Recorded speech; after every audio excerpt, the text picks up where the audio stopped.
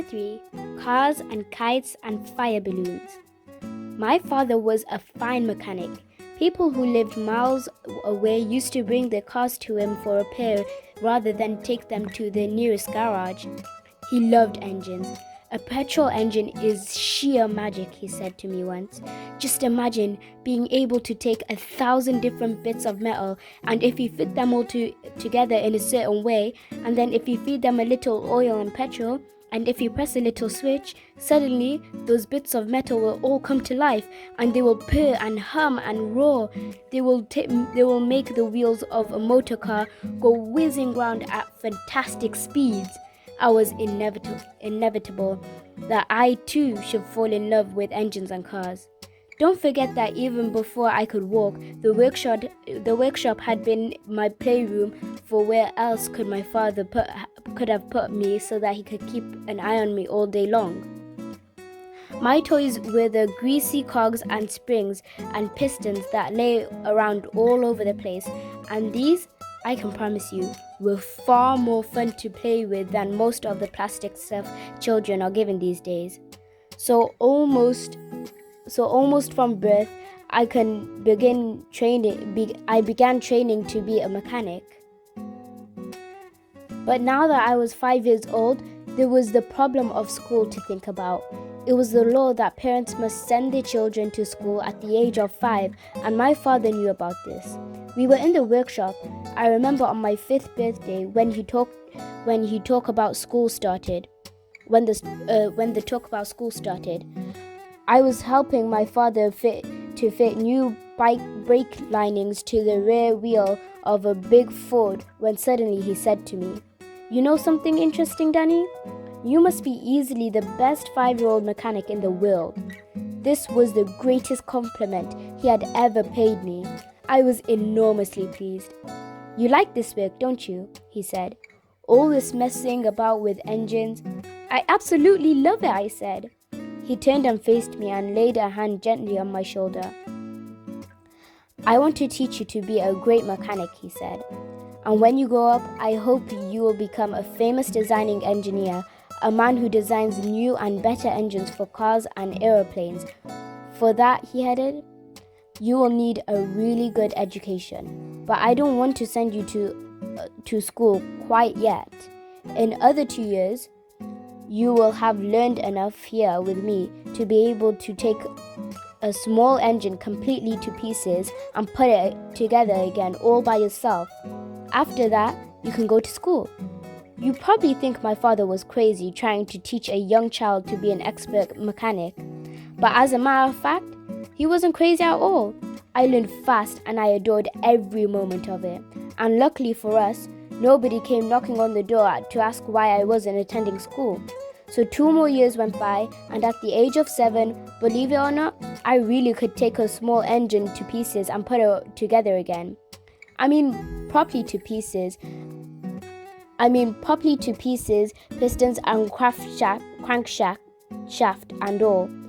The time had come to start school. My school was in the nearest village 2 miles away. We didn't have a car of our own. We couldn't afford one. But the walk took only half an hour, and I didn't mind that in the least. My father came with me. He insisted on coming, and when school ended at 4 in the afternoon, he was always there waiting to walk me home. And so life went on. The world I lived in consisted only of the filling station, the workshop, the caravan, the school, and of course, the woods and fields and streams in the countryside around. But I was never bored. It was impossible to be bored in my father's company. He was too sparky a man for that. Plots and plans and new ideas came flying off him like sparks from a grindstone. "There's a good wind today," he said on one Saturday morning. "Just right for flying a kite. Let's make a kite, Danny." So we made a kite. He showed me how to splice 4 thin sticks together in the shape of a star, with 2 more sticks across the middle to brace it. Then we cut up an old blue shirt of his and stretched the material across the framework of the kite. We added a long tail made of thread with little leftover pieces of the shirt tied at intervals along it. We found a ball of string in the workshop, and he showed me how to attach the string to the framework so that the kite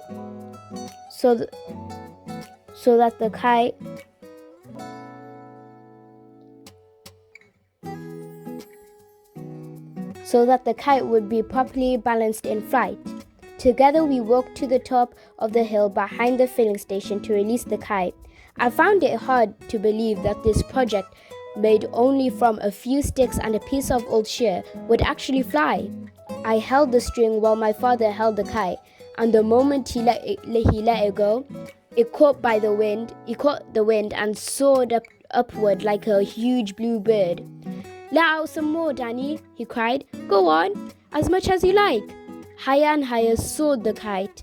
Soon it was just a small blue dot dancing in the sky miles above my head, and it was thrilling to stand there holding on to something that was so far away and so very much alive. This faraway thing was tugging and struggling on the end of the line like a big fish. "Let's walk it back to the caravan," my father said. So we walked down the hill again, with me holding the string and the kite still pulling fiercely on the other end. When we came to the caravan, we were careful not to get the string tangled in the apple tree, and we brought it all the way around to the front steps. "Tie it to the steps," my father said. Will it stay up?" I asked. "It will if the wind doesn't stop," he said. The wind didn't drop, and I will tell you something amazing. The kite stayed up there all through the night, and at breakfast time next morning, the small blue dot was still dancing and swooping in the sky. After breakfast, I hauled it down and hung it carefully against a wall in the workshop for another day. Not long after that, on a lovely still evening when there was no breath of wind anywhere, my father said to me, "This is just right weather for a fire balloon. Let's make a fire balloon." He must have planned this one beforehand, because he had already bought the 4 big sheets of tissue paper and the pot of glue from Mr. Witten's bookshop in the village. And now, using only the paper, the glue, a pair of scissors, and a piece of thin wire, he made me a huge, magnificent fire balloon in less than 15 minutes. In the opening at the bottom, he tied a ball of cotton wool, and we were ready to go. It was getting dark when we carried it outside into the field behind the caravan. We had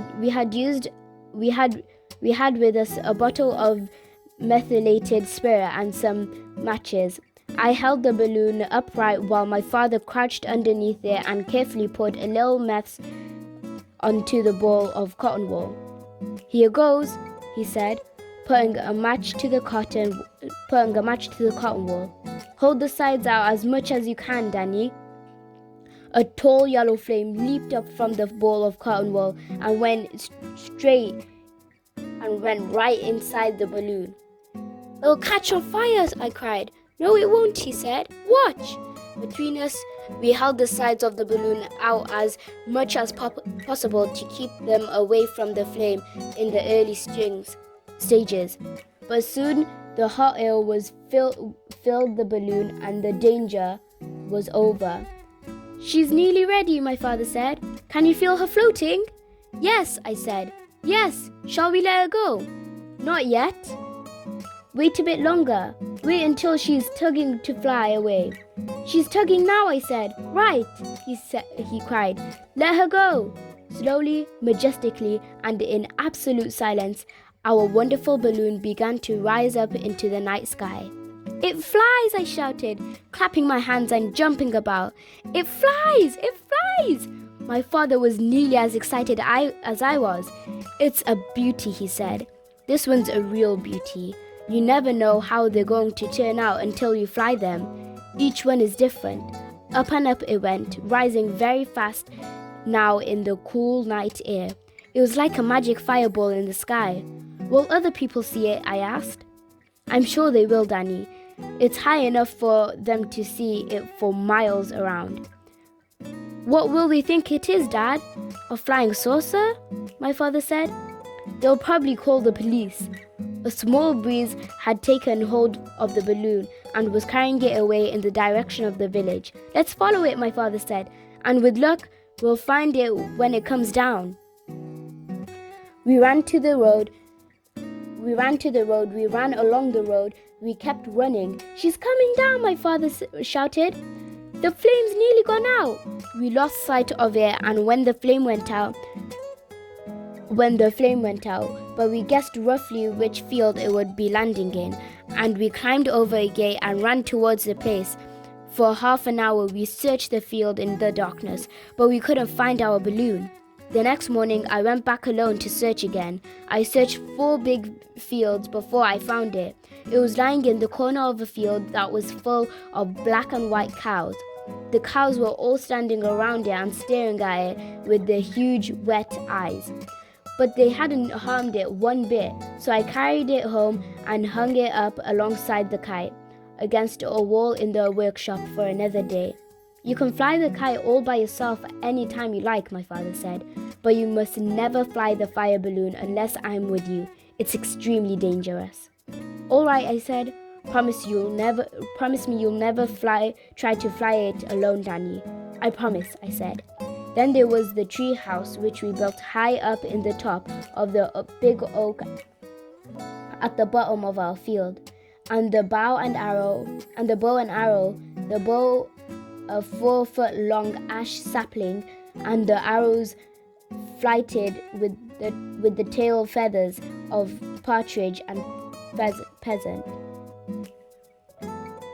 and stilts that made me 10 feet tall, and a boomerang that came back and fell at my feet nearly every time I threw it. And for my last birthday, there had been something that was more fun, perhaps, than all the rest. For 2 days before my birthday, I'd been forbidden to enter the workshop because my father was in there working on a secret. And on my birthday morning, out came an amazing machine from our 4 bicycle wheels and several large soapboxes. But this was no ordinary whizzer. It had a brake pedal, a steering wheel, a comfortable seat, and a strong front bumper to take the shock of a crash. I called it Sopo, and just about every day I would take it up to the top of the hill in the field behind the filling station and come shooting down again at incredible speeds, riding it like a bronco over the bumps. So you can see that being 8 years old and living with my father was a lot of fun. But I was impatient to be 9. I reckoned that being 9 would be even more fun than being 8. As it turned out, I was not altogether right about this. My 9th year was certainly more exciting than any of the others. But not all of it was exactly what you would call fun.